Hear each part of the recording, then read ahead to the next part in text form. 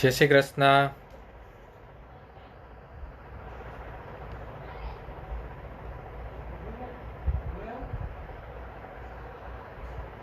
ચાલો લેક્ચરની શરૂઆત આપણે કરીએ. તો વાત કાલે જ્યાંથી કરતા હતા ત્યાંથી આપણે ફરી પાછી શરૂઆત કરીએ. કાલે જ્યાંથી વાત કરતા હતા ત્યાંથી ફરી પાછી આપણે શરૂઆત કરીએ. કલીલનું વર્ગીકરણ આપણે જોતા હતા. એમાં પહેલું જોયું પરિક્ષેપિત કલા અને પરિક્ષેપણ માધ્યમની ભૌતિક અવસ્થાના આધારે વર્ગીકરણ. એ આપણે 8 પ્રકારે જોયું. ત્યારબાદ આપણે વયા ગયા પરિક્ષેપિત કલા અને પરિક્ષેપણ માધ્યમ વચ્ચેની પારસ્પરિક ક્રિયાના આધારે વર્ગીકરણ. એમાં આપણે જોયું લાયોફિલિક અને લાયોફોબિક, એટલે દ્રવ અનુરાગી અને દ્રવ વિરાગી. દ્રવ અનુરાગી અને બીજું છે દ્રવ વિરાગી. ત્યારબાદ પરિક્ષેપિત કલાના કણોના પ્રકારના આધારે, પરિક્ષેપિત કલાના કણોના પ્રકારના આધારે એમાં બહુઆણવીય, વિરાટ આણવીય અને સંગુણિત કલીલ અથવા સમુચિત કલીલ મિશેલ. અહીંયા સુધી આપણે કાલે પૂરું કર્યું હતું અને મેં એવું કીધું હતું કે મિશેલની ક્રિયાવિધિ આપણે આગળના લેક્ચરમાં જોશું. તો આજે મિશેલની ક્રિયાવિધિ જોવાની છે, જે તમે ધોરણ 10માં ભણીને આવ્યા છો. કાંઈ વાંધો નહીં, ફરી પાછું આપણે ભણવાનું જ છે. ફરી પાછું આપણે મિશેલની ક્રિયાવિધિ ભણવાની જ છે. ઓકે, મિશેલની ક્રિયાવિધિ ફરી પાછી આપણે ભણવાની જ છે. હાલો જોઈએ મિશેલની ક્રિયાવિધિ. તો મિશેલ રચનાની ક્રિયાવિધિ સોડિયમ અથવા પોટેશિયમ સ્ટીરેટ. સોડિયમ અથવા પોટેશિયમ સ્ટીરેટ એટલે સાબુ. સોડિયમ અથવા પોટેશિયમ સ્ટીરેટ શું કીધું આપણે? સાબુ.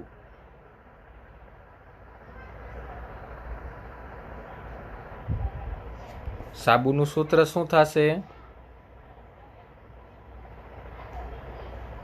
C17H35 COONA, અથવા ઘણી વખત ત્યાં કે પણ હોય. C17H35 COONA અથવા કે પણ હોય. તો સોડિયમ અથવા પોટેશિયમ સ્ટીરેટ એ આર્યા ના ઉદાહરણથી આપણે મિશેલની ક્રિયાવિધિ સમજીએ. હવે એમાં બે વસ્તુ હોય. બે વસ્તુ હોય. શું હોય? એક જળ વિરાગી પૂંછ અને એક જળ અનુરાગી શીર્ષ, જેને આપણે 10માં આમ દર્શાવતા હતા. એ દર્શાવશું જ આગળ, પણ એમાં બે વસ્તુ, એક જળ વિરાગી પૂંછ અને એક જળ અનુરાગી શીર્ષ. જળ અનુરાગી, અનુરાગી એટલે જળ સાથે જોડાય એવા, અને વિરાગી એટલે છૂટા પડે એવા. તો એને આપણે કીધા હાઇડ્રોફોબિક ટેલ. પૂંછ એટલે ટેલ, અને આ હાઇડ્રોફિલિક હેડ, શીર્ષ એટલે હેડ. આ કેવા છે? પ્રવાહી વિરોધી. આ કેવા છે? પ્રવાહી સ્નેહી. અનુરાગી એટલે સ્નેહી અને વિરાગી એટલે વિરોધી. આ વસ્તુ આપણે યાદ રાખી છે આગળ. અનુરાગી એટલે સ્નેહી અને વિરાગી એટલે વિરોધી. વિરાગી એટલે વિરોધી. ઓકે, તો આ ભાગ છે અહીંથી અહીંયા સુધીનો, એ પૂંછનો ભાગ છે. અને આ જે પોર્શન દેખાય છે એ છે શીર્ષનો. એ ભાગ છે શીર્ષનો. ત્યારબાદ સાબુનો ઋણ આયન, સાબુનો ઋણ આયન, જેને આપણે સ્ટીરેટ આયન કહીએ, અથવા જળ વિરાગી પૂંછ. શું કીધું? જળ વિરાગી પૂંછ. એ શું ધરાવે? તો હાઇડ્રોકાર્બનની લોંગ ચેન. એ શું ધરાવે? હાઇડ્રોકાર્બનની લોંગ ચેન. અને જળ અનુરાગી શીર્ષ એ શું ધરાવે? COO-. એ શું ધરાવે? COO-. તો પેલા આપણને ઇન્ટ્રો આપે છે. પેલા આપણને ઇન્ટ્રો આપે છે કે ભાઈ આ ભાગ શું છે? તો કે એ જળ વિરાગી પૂંછ છે. એને હાઇડ્રોફોબિક ટેલ પણ કહેવામાં આવે, જે ઋણ આયન છે. આ તો કે જળ અનુરાગી શીર્ષ છે, COO- નો ભાગ છે, આ હાઇડ્રોકાર્બનની લોંગ ચેઇન છે. હવે જ્યારે સાબુને પાણીમાં નીચી સાંદ્રતાએ રાખીને દ્રાવ્ય કરવામાં આવે ત્યારે તેનું શીર્ષ પાણીમાં અંદર અને પૂંછ પાણીની ઉપરની સપાટીએ. શીર્ષ ક્યાં હોય? પાણીની અંદર. શું કામ શીર્ષ પાણીની અંદર હશે? તો જુઓ, એ અહીંયા જ મેં તમને કહી દીધું. શીર્ષ પાણીની અંદર શા માટે હશે એ મેં તમને અહીંયા જ કહી દીધું. કારણ કે શીર્ષ જો આગળ લખેલું છે જળ અનુરાગી, તો પ્રવાહી પ્રત્યે આકર્ષિત હોય, જેને આપણે પ્રવાહી સ્નેહી કહેતા હતા. ઓકે,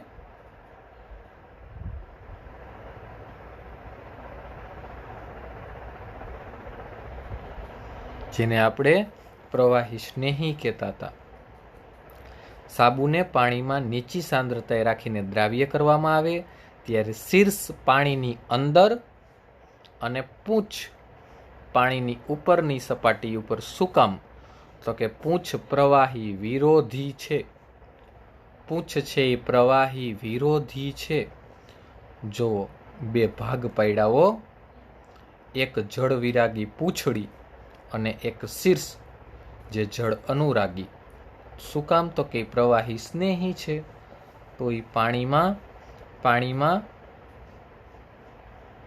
નીચે અંદરના ભાગમાં, અને પૂંછ પ્રવાહી વિરોધી છે, તો એ ઉપરની સપાટી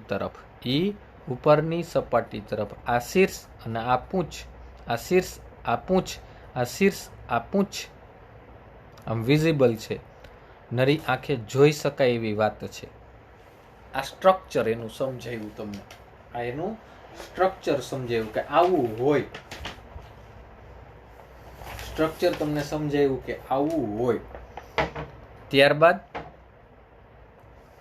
અમુક ખાસ સાંદ્રતાથી ઊંચી સાંદ્રતાએ, અમુક ખાસ સાંદ્રતાથી કેવી સાંદ્રતાએ? ઊંચી સાંદ્રતાએ દ્રાવણના જથ્થામાં, ઊંચી સાંદ્રતાએ મિશેલ કોન્સન્ટ્રેશન, દ્રાવણના જથ્થામાં રહેલ ધ્રુવીય શીર્ષ વચ્ચેના અપાકર્ષણને કારણે તેમની ફેરગોઠવણી જરૂરી બને. હવે આ જે ફેરગોઠવણીમાં સ્ટીરેટ આયનનો એક ગોળાકાર સમુચ્ચય બનાવે, જેમાં અધ્રુવીય પૂંછ ગોળાના કેન્દ્ર તરફ અને ધ્રુવીય શીર્ષ એ ગોળાની સપાટી તરફ. અધ્રુવીય પૂંછ ગોળાના કેન્દ્ર તરફ અને ધ્રુવીય શીર્ષ ગોળાની સપાટી તરફ રહેલ હોય છે.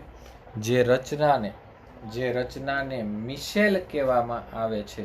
જે રચનાને શું કહે છે? જે રચનાને મિશેલ કહેવામાં આવે છે. તો એની આકૃતિ કેવી વિચારી શકાય? સપોઝ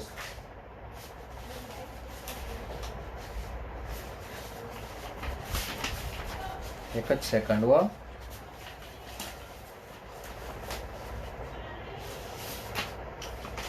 સપોઝ એની આકૃતિ વિચારવી હોય તો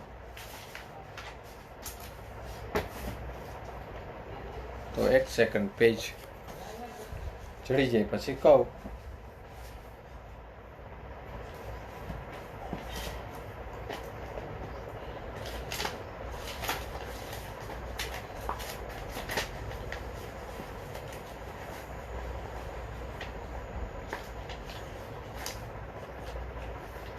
હાલો, મળી ગયા.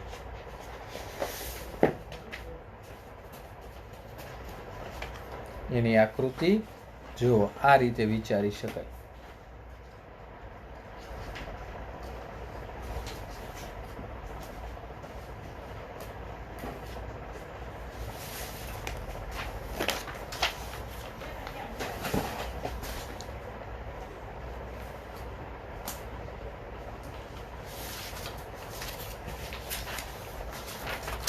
પેજ હરખા ગોઠવું છું હો, ક્યાંય વયા નથી ગયા, ઉપાધિ ન કરો.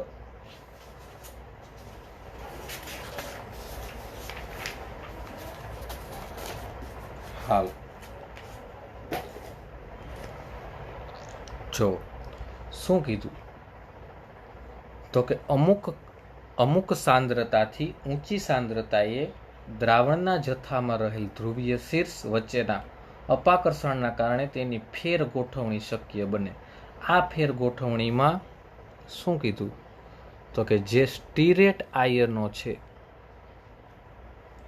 આ ફેર ગોઠવણીમાં જે સ્ટીરેટ આયનો છે એ કેની રચના કરે તો એક ગોળાકાર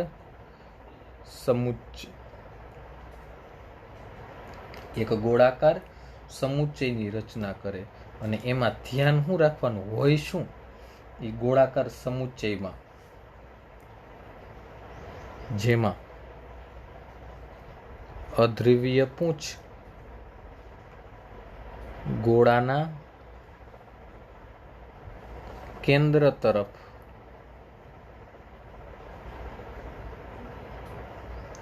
અને ધ્રુવીય શીર્ષ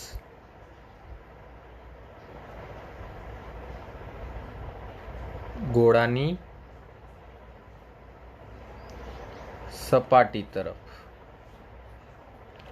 અધ્રુવીય પૂંછ ગોળાના કેન્દ્ર તરફ, ધ્રુવીય શીર્ષ ગોળાની સપાટી તરફ. ઓકે, તો જુઓ રચના કેવી થઈ તો કે પહેલા તો એક ગોળ સમુચ્ચય બને. આ ફેર ગોઠવણી બાદો એક ગોળ સમુચ્ચય બન્યો. હવે એમાં અધ્રુવીય પૂંછ ક્યાં હોય તો ગોળાના કેન્દ્ર તરફ.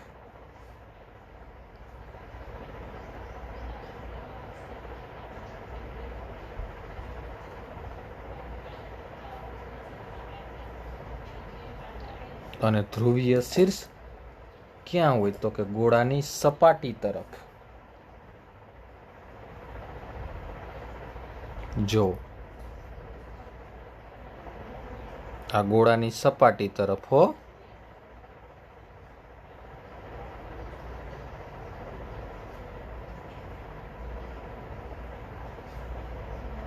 આ શીર્ષ અને આ પૂંછ આ ગોળાના કેન્દ્ર તરફ.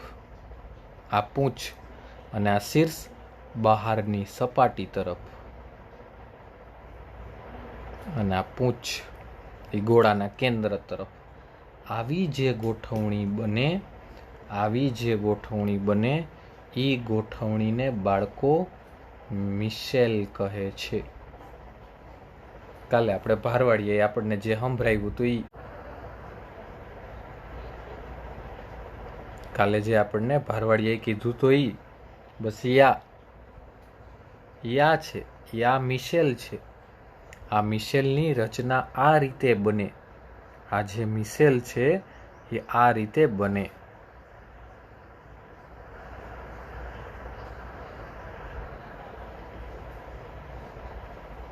ચાલો આગળ.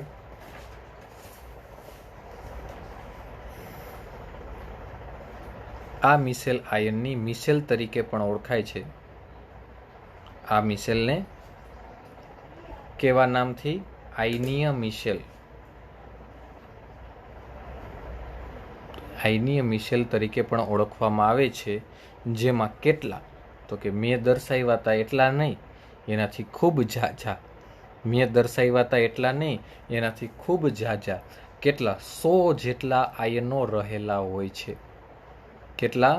100 જેટલા આયનો એમાં રહેલા હોય છે. હવે જે વાત કરી હતી સાબુની, આ વાત આવી ડિટર્જન્ટ પાવડરની. આ જ રીતે ડિટર્જન્ટમાં સોડિયમ લોરિલ સલ્ફેટ ઋણ આયનીય મિશેલ રચે છે.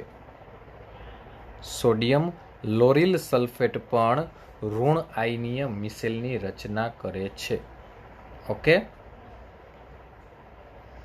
સાબુમાં આપણે જોયું હતું C70H35COO Na સોડિયમ સ્ટીરેટ, અને આ છે સોડિયમ લોરિલ સલ્ફેટ, એ ડિટર્જન્ટ માટે, આ સાબુ માટે. હાલો, એના પછી ક્લિનિંગ એક્શન ઓફ સોપ. એના પછી ક્લિનિંગ એક્શન ઓફ સોપ એટલે કે સાબુની સ્વચ્છીકરણની પ્રક્રિયા. સાબુની સ્વચ્છીકરણની પ્રક્રિયા. તો સાબુની સ્વચ્છીકરણની પ્રક્રિયા દરમિયાન સાબુના અણુઓ સપાટી પર રહેલા તેલના ટીપા એટલે કે મેલ, તેલનું ટીપું હોય કે XYZ ગમે હોય, મેલની આસપાસ એવી મિશેલની રચના કરે છે. મેલની આસપાસ એવી મિશેલની રચના કરે છે કે જેથી શું થાય? તો સ્ટીરેટ આયનનો જળવિરાગી ભાગ તેલ બિંદુમાં હોય અને જળ અનુરાગી ભાગ કેમાં હોય? તેલ બિંદુની બહાર. જળ અનુરાગી ભાગ તેલ બિંદુની બહાર. હવે તેલી બિંદુ મેલ જળવિરાગી પૂંછમાં દ્રાવ્ય થાય, જ્યારે જળ આકર્ષક શીર્ષ પાણીમાં દ્રાવ્ય થવાથી સપાટી પરનો મેલ મિશેલ સ્વરૂપે દૂર થાય છે. મિશેલ સ્વરૂપે દૂર થાય. હવે આખી ઘટના શું થાય એ હું તમને સમજાવું.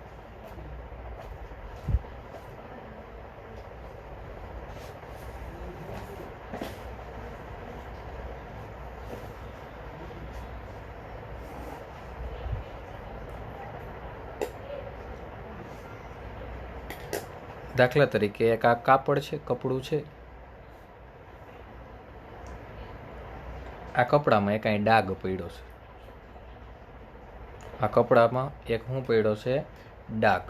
હવે એક મોટા પાત્રમાં તમે આ કપડું જબોર્યું, ધારો કે મોટા એક પાત્રમાં તબાકડું છે, આ તબાકડામાં કપડું જબોર્યું. આખું તબાકડું શેનું ભરેલ છે? પાણીનું. આખું તબાકડું શેનું ભરેલું છે? પાણીનું ભરેલું છે. હાલો, હવે આનું ઉપર હાબુ કહ્યું કે બસ, હાલો બસ, આના ઉપર હાબુ કહ્યું. શું ઘટના જોવા મળી? આના ઉપર સાબુ ઘસતા શું ઘટના જોવા મળી? તો બે ભાગ હોય આપણી પાસે, એક જળ વિરાગી હોય અને જળ અનુરાગી હોય. બે ભાગ હોય, એક જળ વિરાગી અને જળ અનુરાગી. તો જળ વિરાગી અને જળ અનુરાગી આ બે ભાગ હતા આપણી પાસે, એ તમને યાદ હોવા જોઈએ. બે ભાગ હતા એ તમને યાદ હોવા જોઈએ. એકને આપણે જળ વિરાગી કીધા, એકને આપણે કીધા જળ અનુરાગી. વિરાગી એટલે પાણીથી દૂર રહીએ એવા, અને અનુરાગી એટલે પ્રવાહી સ્નેહી હોય એવા. અનુરાગી એટલે પ્રવાહી સ્નેહી હોય એવા. હવે અનુરાગીમાં આવે શીર્ષ. અનુરાગીમાં આવે શીર્ષ. જો અહીં નાનકડી નોંધ લખી દો તમને, એટલે કામ આવે. અનુરાગીમાં આવે શીર્ષ અને જળ વિરાગીમાં આવે પૂંછ. જળ વિરાગીમાં આવે પૂંછ. તો અહીંયા કોણ જોડાય? પેલા તો એ પ્રશ્ન, અહીંયા કોણ જોડાય? પેલો પ્રશ્ન એ. તો પાણીથી સેટા ભાગતા હોય ને અહીંયા જોડાય. પાણીથી સેટા ભાગતા હોય એ અહીંયા જોડાય. તો પાણીથી સેટું કોણ ભાગે? પાણીથી છેટું કોણ ભાગે? જળ વિરાગી, એટલે પૂંછ અહીંયા જોડાય. જો આ વસ્તુ તમને ખબર હોવી જોઈએ કે અહીંયા જોડાનાર ઘટક પૂંછ હોય. અહીંયા જોડાનાર ઘટક, અહીંયા જોડાનાર ઘટક પૂંછ હોય. આ હું જોડાણું? પૂંછ. એ કોના પ્રત્યે? તેલ બિંદુ પ્રત્યે. એ તેલ બિંદુ પ્રત્યે આકર્ષિત, એટલે અહીંયા જોડાણ, કારણ કે જળ વિરાગી છે. અને હવે અહીંયા શું હોય છે? શીર્ષ.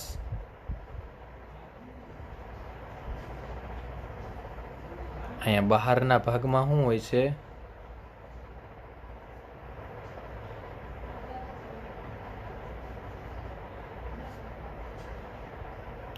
શીર્ષ.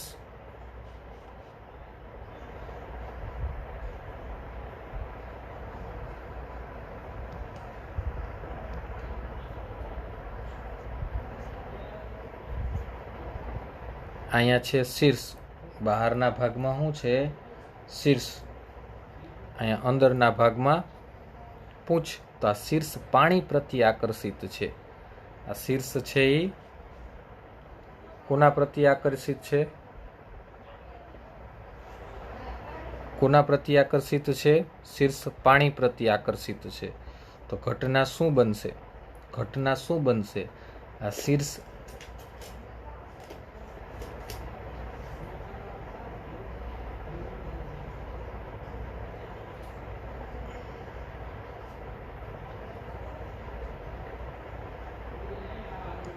આને આમાં ખેંચશે. આને આમાં ખેંચશે.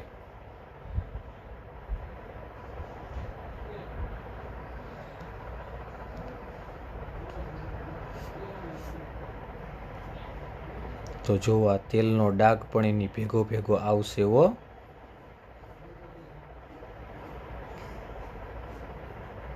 એટલે આ કાપડની સપાટી ઉપરથી આ તેલનો ડાઘ જતો રહ્યો. આ કાપડની સપાટી ઉપરથી તેલનો ડાઘ જતો રહ્યો. ઓકે.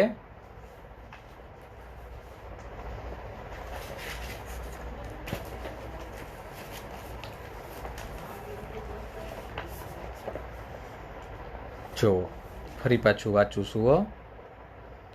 સ્ટીરેટ આયનો જળ વિરાગી ભાગ તેલ બિંદુમાં હોય અને જળ અનુરાગી ભાગ તેલ બિંદુની બહાર રહેલ હોય. તેલ બિંદુ જળ વિરાગી પૂંછમાં દ્રાવ્ય થાય જ્યારે જળ આકર્ષક શીર્ષ પાણીમાં દ્રાવ્ય થવાથી સપાટી પરનો મેલ એ મિસેલ સ્વરૂપે દૂર કરે છે. તો આ થઈ સાબુની ક્લિનિંગની પ્રક્રિયા અને એને કહેવાય સાબુનીકરણ.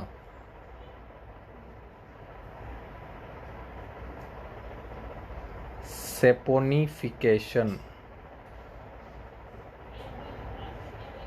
એને કહેવાય સાબુનીકરણ, સેપોનિફિકેશન. ઓકે. હાલો એના પછી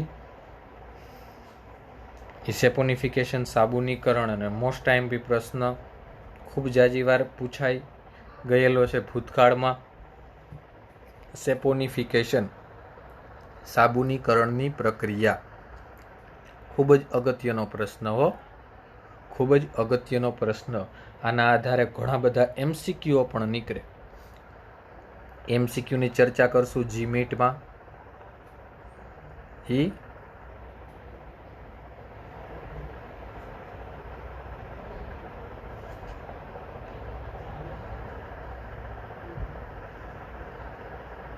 જીમીટમાં હો.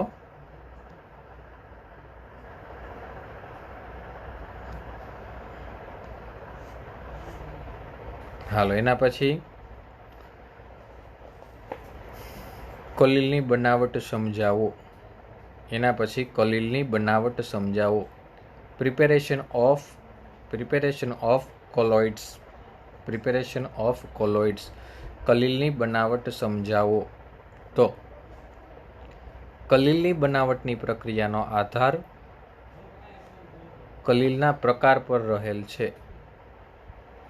કલીલની બનાવટની પ્રક્રિયાનો આધાર કલીલના પ્રકાર પર રહેલ છે.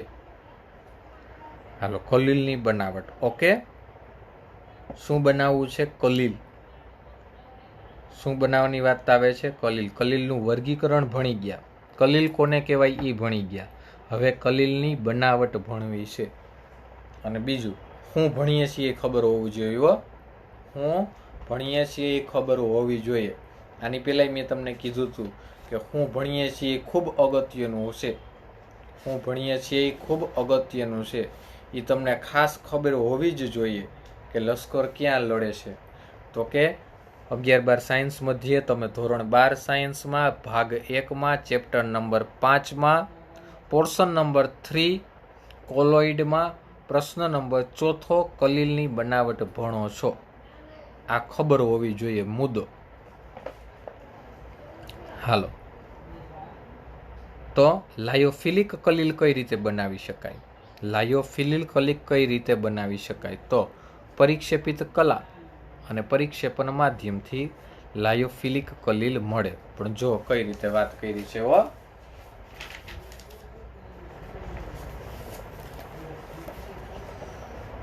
તો ગમ, સ્ટાર્ચ, જીલેટિન, સેલ્યુલોઝ એ બધા કેવા છે? લાયોફિલિક. આપણે વાત કરી ગયા લાયોફિલિકમાં. એને બનાવવા માટે કોઈ વિશિષ્ટ પદ્ધતિનો ઉપયોગ નથી કરવામાં આવતો. પરિક્ષેપિત કલા અને પરિક્ષેપણ માધ્યમ, એને બનાવવા માટે કોઈ વિશિષ્ટ પદ્ધતિનો ઉપયોગ કરવાનો નથી. પરિક્ષેપિત કલા અને પરિક્ષેપણ માધ્યમ સમિશ્રિત થાય અને કલીલનું નિર્માણ કરે. હાલો, ત્યારબાદ લાયોફોબિક કલીલ. ત્યારબાદ લાયોફોબિક કલીલ. તો લાયોફોબિક કલીલ આ પ્રકારના કલીલ બનાવવા માટેની કેટલીક પદ્ધતિઓ નીચે મુજબ છે. એમાં પહેલું રાસાયણિક પદ્ધતિ. પહેલું છે રાસાયણિક પદ્ધતિ. આર્સેનિક ઓક્સાઇડની હાઇડ્રોજન સલ્ફાઇડ સાથે શું ઘટના થશે? જોવો, ડબલ ડિસ્પ્લેસમેન્ટ. પ્રક્રિયા કેવી થાય? ડબલ ડિસ્પ્લેસમેન્ટ, દ્વિવિસ્થાપન, અથવા અહીંયા આપણે એને કહીશું દ્વિવિઘટન. આર્સેનિક ઓક્સાઇડમાંથી મળશે આર્સેનિક સલ્ફાઇડ અને H2O. તો આપણને અહીંયા મળ્યો લાયોફોબિક કલીલ.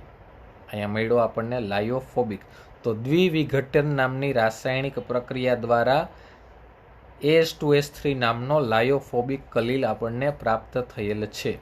હાલો, એના પછી જુઓ, H2S શું થશે? સલ્ફર અહીંયા અને અહીંયા જોડાઈ જશે. તો ઓક્સિડેશન પ્રક્રિયા, સલ્ફરનો સોલ મળ્યો. તો આવી ઓક્સિડેશન નામની રાસાયણિક પ્રક્રિયા દ્વારા આપણને સલ્ફરનો સોલ મળ્યો. હાલો, ત્યારબાદ AuCl3. Cl દૂર થાય, કોણ લઈ જાય? H. Cl દૂર થાય, કોણ લઈ જાય? H. તો બાય પ્રોડક્ટ Au HCl અને મળશે ફોર્મિક એસિડ. તો આ રિડક્શન થયું. તો રિડક્શન પદ્ધતિ દ્વારા પછી FeCl3. તો એનું જળ વિભાજન કરો, Cl દૂર થાય, OH જોડાય, તો FeOH થ્રાઇસ નામનો સોલ બનાવે. તો એ હાઇડ્રોલિસિસની ઘટના થઈ.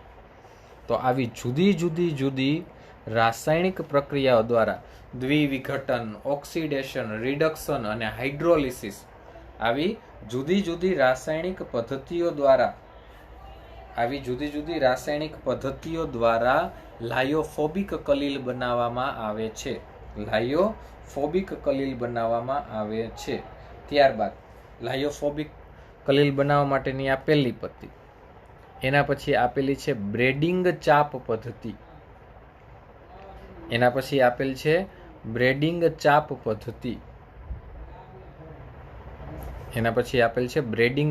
પદ્ધતિ. મોસ્ટ એમપી પ્રશ્ન. અને એના પછી એને બીજા વિદ્યુતીય વિઘટનના નામથી પણ ઓળખવામાં આવે છે. બ્રેડિંગ આર્ક મેથડ અથવા ઇલેક્ટ્રિક ડિસ્પ્રેશન મેથડ, વિદ્યુતીય વિઘટનના નામથી એને ઓળખવામાં આવે છે. ચાલો જોઈએ. ઓકે, જોઈએ.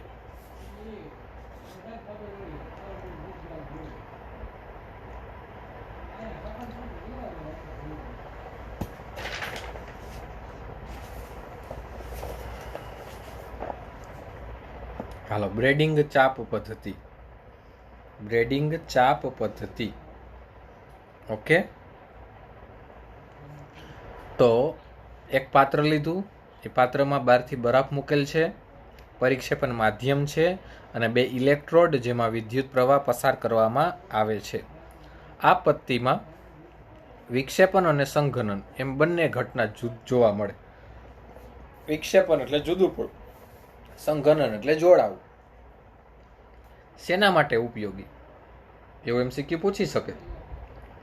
બ્રેડિંગ આર્ક મેથડ, બ્રેડિંગ ચાપ પદ્ધતિ કેના માટે ઉપયોગી છે? તો Ag, Au, Pt અને Cu જેવી ધાતુના સોલ બનાવવા માટે બ્રેડિંગ ચાપ પદ્ધતિનો ઉપયોગ થાય છે. ત્યારબાદ આકૃતિમાં દર્શાવ્યા મુજબ યોગ્ય પરિક્ષેપણ માધ્યમમાં ડૂબાડેલ ધાતુના 2 વિદ્યુત ધ્રુવો વચ્ચે યોગ્ય પરિક્ષેપણ માધ્યમ, યોગ્ય પરિક્ષેપણ માધ્યમમાં ડૂબાડેલ ધાતુના બે ધ્રુવો વચ્ચે વિદ્યુત ચાપ અથડાવવામાં આવે છે. વિદ્યુત ચાપ અથડાવવામાં આવે છે. પરિણામે શું થાય? ઉત્પન્ન થયેલ સખત ગરમી જે તે ધાતુનું બાષ્પાયન થાય અને જે પછીથી અલગ ન રહી શકતા સંઘનનથી કલીલ કણની હદ ધરાવતા કણમાં ઈ ફેરવાય છે. જો શું કીધું? અહીંયા એટલી ગરમી ઉત્પન્ન કરવામાં આવે, અહીંયા એટલી ગરમી હદે ઉત્પન્ન કરવામાં આવે, તમે લીધેલી ધાતુનું બાષ્પાયન થાય, જેને કહેવાય વિક્ષેપણ, જેને કહેવાય વિક્ષેપણ. અને એ અલગ ન રહી શકતા સંઘનનથી ફરી પાછું એ કેવા બને? તો કે કલીલ કણની હદના. ફરી પાછું કેવા બને? કલીલ કણની હદના. તો એ હદ કેવડી? 1 નેનોમીટરથી 1000 નેનોમીટરની. એ હદ કેવડી? 1 નેનોમીટરથી 1000 નેનોમીટરની હદ. કેવડી હદના બને? 1 નેનોમીટરથી 1000 નેનોમીટરની હદના. કલીલમય દ્રાવણને સ્થિર બનાવવા માટે સ્થાયીકારક તરીકે થોડા પ્રમાણમાં એમાં શું ઉમેરવામાં આવે છે? Potassium hydroxide. જો એમસીક્યુ પૂછી શકે એવો કલીલમય દ્રાવણને વિદ્યુતચાપ મેથડમાં કલીલમય દ્રાવણને સ્થિર બનાવવા માટે સ્ટેબિલાઇઝર તરીકે કેનો ઉપયોગ થાય અથવા સ્થાયીકારક તરીકે કેનો ઉપયોગ થાય? તો એમાં આવે KOH, પોટેશિયમ હાઇડ્રોક્સાઇડ. આ કોર્નર એમસીક્યુ બને, આ કોર્નર ક્વેશ્ચન બને. આ કેવો બને? Corner question. ખૂણે ખાસ કેથી પૂછાતા પ્રશ્નોની સંખ્યા કેમેસ્ટ્રીમાં ઘણી બધી વધુ હોય છે.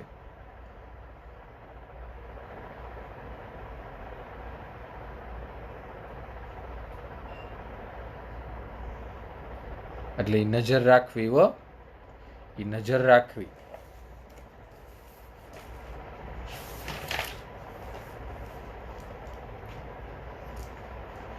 પેલું રાસાયણિક પદ્ધતિ જોયું, ત્યારબાદ બ્રેડિંગ ચાપ પદ્ધતિ, અને એના પછી છે પેપ્ટાઇઝેશન. એના પછી છે પેપ્ટાઇઝેશન. પેપ્ટાઇઝેશન એટલે પેપ્ટીકરણ. પેપ્ટાઇઝેશન એટલે પેપ્ટીકરણ. ચાલો, પેપ્ટીકરણ વર્ડ તમારા માટે એકદમ નવો છે. તો પહેલા તો પેપ્ટીકરણ એટલે શું ઈ સમજીએ.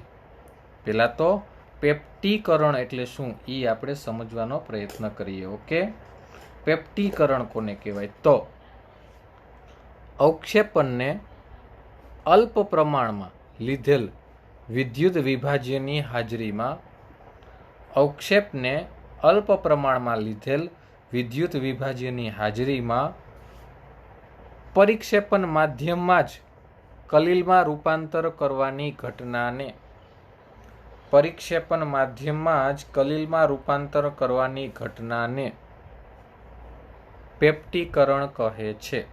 પેપ્ટીકરણ કહે છે. અવક્ષેપણને અલ્પ પ્રમાણમાં લીધેલ વિદ્યુત વિભાજ્યની હાજરીમાં પરિક્ષેપણ માધ્યમમાં જ કલીલમાં રૂપાંતરણ કરવાની ઘટનાને, કલીલમાં રૂપાંતરણ કરવાની ઘટનાને શું કહેવાય? પેપ્ટીકરણ. કલીલમાં રૂપાંતરણ કરવાની ઘટનાને પેપ્ટીકરણ કહે છે. ત્યારબાદ પેપ્ટીકરણ માટે વપરાયેલ વિદ્યુત વિભાજ્યને, પેપ્ટીકરણ માટે વપરાયેલ વિદ્યુત વિભાજ્યને શું કહેવાય? પેપ્ટીકરણ કર્તા. શું કહેવાય એને? પેપ્ટીકરણ કર્તા કહેવામાં આવે છે. એને શું કહેવાય? પેપ્ટીકરણ કર્તા.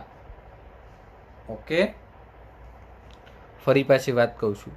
અવક્ષેપણને અલ્પ પ્રમાણમાં લીધેલ વિદ્યુત વિભાજ્યની હાજરીમાં પરિક્ષેપણ માધ્યમમાં જ શેમાં રૂપાંતરણ કરવામાં આવે? કલીલમાં. ઈ ઘટનાને પેપ્ટીકરણ કહેવામાં આવે છે. પેપ્ટીકરણ માટે વપરાયેલ વિદ્યુત વિભાજ્યને શું કહેવાય? પેપ્ટીકરણ કર્તા. આ પદ્ધતિથી તાજા જ બનાવેલ અવક્ષેપ માટે વાપરી શકાય. આ પદ્ધતિ શેના માટે ઉપયોગી છે? તમે એઝ ઇટ ઇઝ કન્ડિશનમાં બનાવેલ અવક્ષેપ માટે અવક્ષેપ કણ પોતાની આજુબાજુના માધ્યમમાં રહેલ આયનનું પોતાની સપાટી પર અધિશોષણ કરશે કે તેના ધન અથવા ઋણ આયનને સમાન હોય. પરિણામે અવક્ષેપના કણ ચોક્કસ વીજભાર ઉદ્ભવવાથી તે વિક્ષેપણ પામી કેની હદમાં ફેરવાહે? કલીલ કણની હદમાં ફેરવાહે.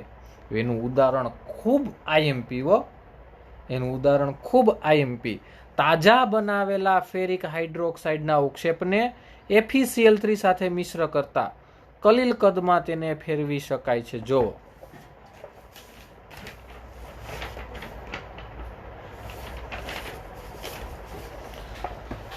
હાલો, આ તાજું બનાવેલું દ્રાવણ ફેરિક હાઇડ્રોક્સાઇડ કોની એરે પ્રક્રિયા? FeCl3 ના દ્રાવણ સાથે. કોની એરે પ્રક્રિયા? FeCl3 ના દ્રાવણ સાથે. અને સીધું રૂપાંતરણ એનું થયું કલીલમાં. સીધું રૂપાંતરણ થયું એનું કલીલમાં. મોસ્ટ આઈએમપી રિએક્શન ખૂબ અગત્યનું. તાજું બનાવેલું અવક્ષેપણ FeCl3 ના દ્રાવણ સાથે પ્રક્રિયા કરી અને તરત જ કલીલનું નિર્માણ કરે છે, સોલનું નિર્માણ કરે છે. ઓકે, હાલ ત્યારબાદ કલીલમય દ્રાવણનું શુદ્ધિકરણ. પેલા કલીલ વિશે માહિતી આપી, કલીલનું વર્ગીકરણ કર્યું, કલીલની બનાવટ જોઈ અને હવે કલીલમય દ્રાવણનું શુદ્ધિકરણ. હવે જોઈએ છીએ કલીલમય દ્રાવણનું શુદ્ધિકરણ. ઓકે, હાલો ત્યારબાદ કલીલમય દ્રાવણનું શુદ્ધિકરણ. તો એમાં જ્યારે કોઈ પણ રીતે કલીલ દ્રાવણ બનાવવામાં આવે ત્યારે તે વિદ્યુત વિભાજ્યનું વધુ પ્રમાણ ધરાવે તથા તેમાં કેટલીક દ્રાવ્ય અશુદ્ધિઓ પણ હોય. જ્યારે કોઈ પણ રીતે કલીલ દ્રાવણ બનાવવામાં આવે ત્યારે તે વિદ્યુત વિભાજ્યનું વધુ પ્રમાણ ધરાવે અને એમાં કેટલીક દ્રાવ્ય અશુદ્ધિઓ પણ જોવા મળે છે. કલીલમય દ્રાવણની સ્થિરતા માટે વિદ્યુત વિભાજ્યનું અલ્પ પ્રમાણ જરૂરી છે, પરંતુ જો તેનું પ્રમાણ વધારે હોય તો એ કોને પ્રેરે છે? સ્કંદન પ્રક્રિયાને પ્રેરે છે. તો એ સ્કંદન પ્રક્રિયાને પ્રેરે છે. પરિણામે કલીલ કેવો બને? અસ્થાયી બને. તો ખાસ યાદ, જ્યારે તમે કલીલ દ્રાવણ બનાવવામાં આવે ત્યારે એમાં વિદ્યુત વિભાજનનું વધુ પ્રમાણ હોય જ છે. કેટલીક દ્રાવ્ય અશુદ્ધિ હોય. કલીલમય દ્રાવણની સ્થિરતા માટે વિદ્યુત વિભાજનનું પ્રમાણ ઓછું હોવું જોઈએ, અલ્પ હોવું જોઈએ. પણ જો પ્રમાણ એનું વધી જાય તો એ કેને પ્રેરે છે? સ્કંદન પ્રક્રિયાને. પરિણામે તમારો કલીલ કેવો બને? પરિણામે તમારો કલીલ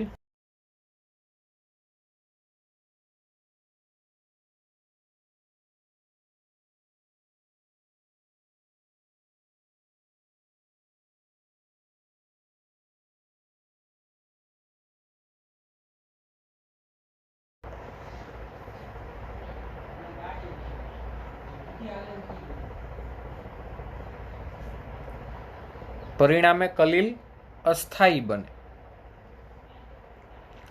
પરિણામે જે પ્રક્રિયાઓથી અશુદ્ધિઓને ઓછામાં ઓછા અમુક જથ્થા સુધી ઘટાડવામાં આવે આવી પદ્ધતિને કલીલનું શું કહેવાય? શુદ્ધિકરણ. આવી પદ્ધતિને કલીલનું શુદ્ધિકરણ અથવા કલીલની શુદ્ધિકરણની પ્રક્રિયા કહેવામાં આવે છે. શું કીધું? આવી પદ્ધતિઓને કહેવાય કલીલનું શુદ્ધિકરણ અથવા કલીલની શુદ્ધિકરણની પદ્ધતિ કહેવામાં આવે છે. એમાં આપણે ભણવાનું થશે ઇલેક્ટ્રોડાયાલિસિસ અને બીજું ભણવાનું થશે અલ્ટ્રા ફિલ્ટ્રેશન. હજી એક ભણવાનું થશે અલ્ટ્રા સેન્ટ્રીફ્યુગેશન. ત્રણ પદ્ધતિની વાત કરવાની છે કલીલના શુદ્ધિકરણ માટેની. કલીલનું શુદ્ધિકરણ શા માટે જરૂરી છે બાળકો? તો કે જ્યારે તમે કલીલ બનાવ્યો છે ત્યારે તેમાં વિદ્યુત વિભાજ્યનું પ્રમાણ વધુ છે અને જો આ વધુ પ્રમાણ એમાં હાજર રહીએ તો એ સ્કંદન પ્રક્રિયાને પ્રેરે છે. પરિણામે કલીલ તમારો કેવો બને છે? અસ્થાયી. પરિણામે કલીલ અસ્થાયી બને છે. ઓકે, હાલો ત્યારબાદ કલીલના શુદ્ધિકરણની કેટલીક પ્રક્રિયાઓ. એમાં પેલું આપેલું છે પારશ્લેષણ, અથવા એને વિદ્યુતી પારશ્લેષણ, અથવા એને વિદ્યુતીય પારશ્લેષણ કહેવામાં આવે છે. પારશ્લેષણ અથવા એને વિદ્યુતીય પારશ્લેષણ. ઓકે, અને એને ડાયાલિસિસ પણ કહેવામાં આવે છે. ઇંગ્લિશમાં એને શું કહેવાય? ડાયાલિસિસ. તમે સાંભળ્યું હશે, ઘણાને કિડની ફેલ થઈ ગયું હોય તો એ બ્લડનું ડાયાલિસિસ કરાવવા જતા હોય. પછી આ જ છે આ જ છે. અહીંથી શુદ્ધ પાણી આવતું હોય, અહીંયા એ ડાયાલિસિસ કરતો પડદો હોય, આમાં તમે તમારો જે અશુદ્ધ કલીલ એ ભર્યો હોય, અશુદ્ધ પાણી નીકળી જાય ને તમારું કલીલ શુદ્ધ થઈ જાય. આ પ્રક્રિયા ઝડપી બનાવવા માટે અહીં ઇલેક્ટ્રોડ મૂકવામાં આવે. જો આકૃતિ તો આ જ છે, પણ હવે જો સમજીએ.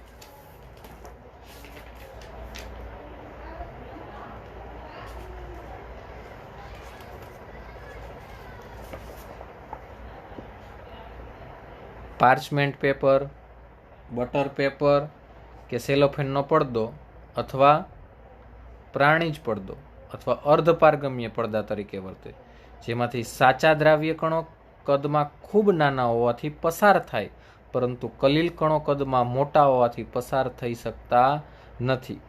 આ હેતુ માટે વપરાયેલ સાધનને શું કહેવાય? પારશ્લેષક. શું કહેવાય? પારશ્લેષક, ડાયેલાઇઝર. સામાન્ય રીતે ડાયાલિસિસ ઘણી ધીમી પ્રક્રિયા છે. જો કલીલમય દ્રાવણમાં માત્ર વિદ્યુત વિભાજ્યની જ અશુદ્ધિ હોય તો તેને વિદ્યુત ક્ષેત્ર લાગુ પાડી ઝડપથી ડાયાલિસિસ કરી શકાય. એને શું કહેવાય? વિદ્યુતીય ડાયાલિસિસ. એને કહેવાય વિદ્યુતીય ડાયાલિસિસ. હવે એ પ્રક્રિયા કઈ રીતે હોય હું તમને આકૃતિ દ્વારા સમજાવું. ઓકે,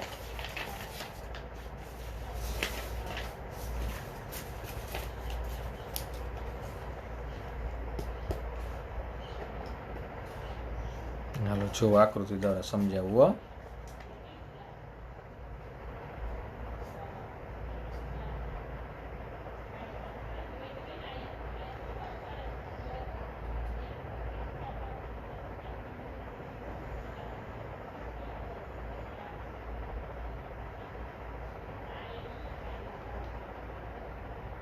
હાલો,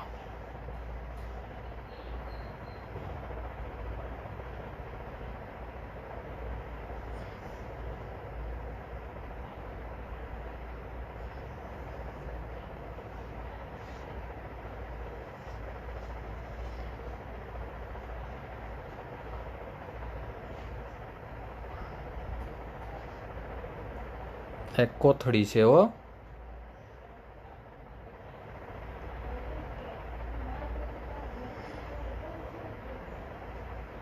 કોથળી અહીંયા બાંધી છે.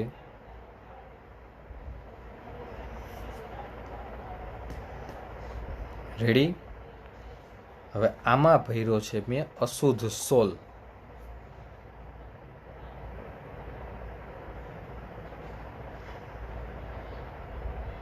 આમાં હું ભર્યો છે મેં અશુદ્ધ સોલ. અહીંથી આપણે મોકલીએ છીએ નિસ્યંદિત પાણી.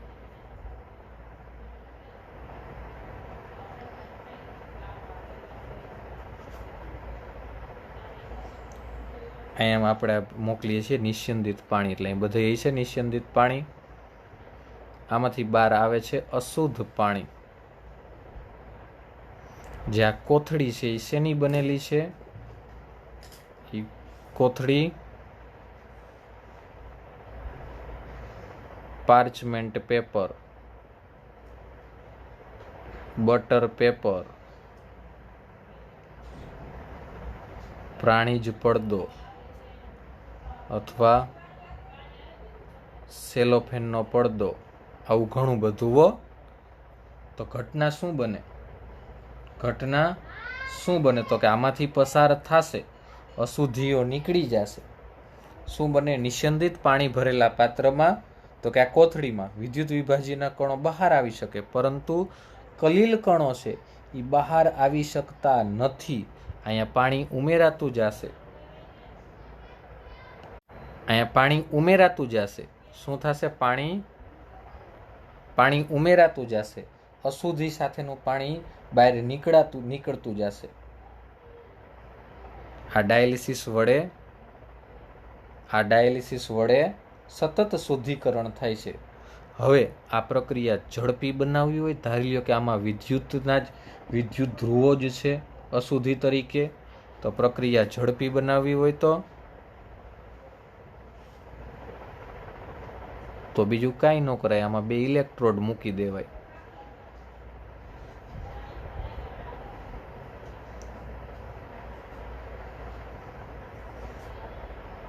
ઓકે, 2 ઇલેક્ટ્રોડ મૂકી દેવાય એટલે ઝડપથી આકર્ષે. તો આ ડાયાલિસિસમાંથી ઇલેક્ટ્રિક ડાયાલિસિસ થઈ જાય. ઓકે, જેને વિદ્યુતીય ડાયાલિસિસ કહેવામાં આવે છે. આ ઘટના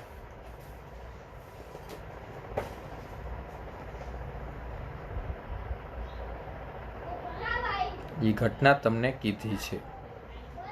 જો પાર્ચમેન્ટ પેપર, બટર પેપર, સેલોફેનનો પડદો, પ્રાણીજ પડદો, આ બધા અર્ધપારગમ્ય પડદા તરીકે વર્તે, જેમાંથી સાચા દ્રાવ્ય કણો કદમાં ખૂબ નાના હોવાથી પસાર થાય, પરંતુ કલીલ કણો એમાંથી પસાર થઈ શકતા નથી. આ હેતુ માટે વપરાયેલ સાધનને ડાયલાઇઝર કહેવાય. સામાન્ય રીતે ડાયાલિસિસ ઘણી ધીમી પ્રક્રિયા, પરંતુ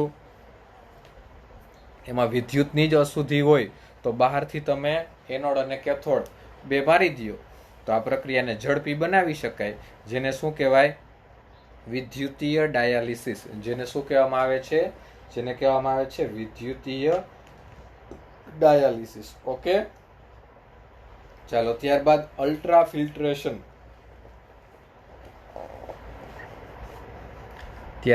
અલ્ટ્રાફિલ્ટ્રેશન. આ પ્રક્રિયામાં કલીલમય દ્રાવણમાં રહેલ દ્રાવ્ય અને દ્રાવકને અલગ કરવામાં આવે. કલીલમય દ્રાવણમાં રહેલ દ્રાવ્ય અને દ્રાવકને શું કરવામાં આવે? અલગ. કલીલમય દ્રાવણને ખાસ રીતે બનાવેલા અલ્ટ્રા ફિલ્ટર પેપર વડે ગાળતા કલીલ કણો ફિલ્ટર પેપર ઉપર રહી જાય અને ઓલું ગાળણ બની જાય, અને દ્રાવ્ય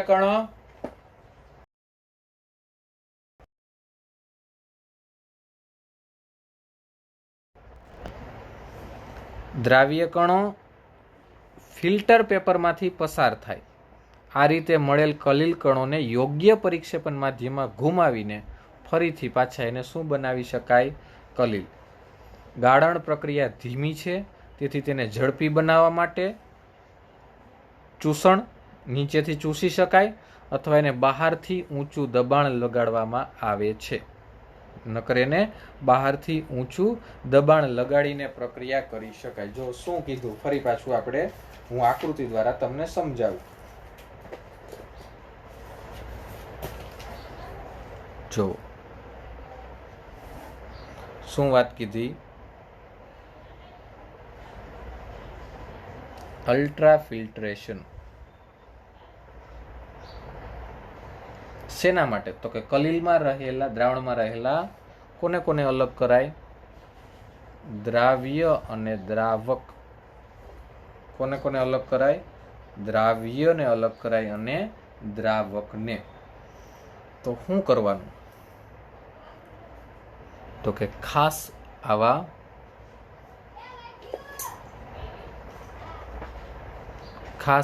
ફિલ્ટર પેપર બનાવ્યા હોય, જેને અલ્ટ્રા ફિલ્ટર પેપર કહેવાય. જેને શું કહેવાય? Ultra filter paper. ખાસ આવા અલ્ટ્રા ફિલ્ટર પેપર બનાવ્યા હોય. કલીલમય દ્રાવણને ખાસ આવા અલ્ટ્રા ફિલ્ટર પેપર જે બનાવ્યા છે એ ફિલ્ટર પેપર ઉપર ગાળણ કરવામાં આવે તો કલીલ કણો એ ફિલ્ટર પેપર જ ઉપર રહે. કલીલ કણો ક્યાં રહે? અહીંયા. અને દ્રાવ્ય કણો છે, અને જે દ્રાવ્ય કણો છે એ ફિલ્ટર પેપરમાંથી પસાર થાય. જે દ્રાવ્ય કણો છે એ ફિલ્ટર પેપરમાંથી શું થઈ જાય? પસાર થઈ જાય. હવે તમને જે કલીલ કણો મળ્યા એમાંથી જો અશુદ્ધિ તો વહી ગઈ, એમાંથી અશુદ્ધિ તો વહી ગઈ. આ કલીલ કણોને પાસે શેમાં મૂકી દો? પમામાં. પકતો એ થઈ જાય, પકતો એ થઈ જાય, પમામાં મૂકી દો એટલે ફરી પાછા શું બની જાય? શુદ્ધ કલીલ. ફરી પાછા શું બની જાય? શુદ્ધ કલીલ. હવે આ પ્રક્રિયા તો બહુ ધીમી છે, અને ઝડપી કરવી હોય તો અહીં કાંઈ તમારે ઇન્સ્ટ્રુમેન્ટ રાખવું પડે જે ચૂસી શકે, અથવા બહારથી તમે આમ પ્રેશર કરો તો આ ઝડપથી થાય. બહારથી તમારે ઊંચું દબાણ આના ઉપર લગાડવું પડે તો ઘટના શક્ય બને. હાલો, એના પછી વાત આપી છે અલ્ટ્રા ફિલ્ટર પેપર કઈ રીતે બનાવી શકાય. એના પછીની વાત છે અલ્ટ્રા ફિલ્ટર પેપર કઈ રીતે બનાવી શકાય. હાલો સેજ ઝડપથી જોઈ લઈએ, કારણ કે હમણાં નકર કાર્યક્રમ પૂરો થઈ જાય.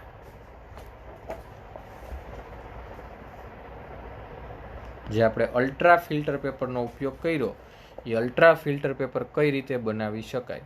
તો સાદા ફિલ્ટર પેપરના છિદ્રોના કદ અનિયમિત અને મોટા હોય, તેથી તેમાંથી દ્રાવ્યના સાચા કણો તેમજ કલીલ કણો પણ પસાર થઈ શકે છે. આપણે એને જવા દેવાના નથી. તો સાદા ફિલ્ટર પેપરના છિદ્રોને કોલોડિયન દ્રાવણમાં સંસેચિત એટલે ઉમેરવામાં આવે અને નાના બનાવી શકાય, જે કલીલ કણોને પોતાનામાંથી પસાર થવા દેશે નહીં.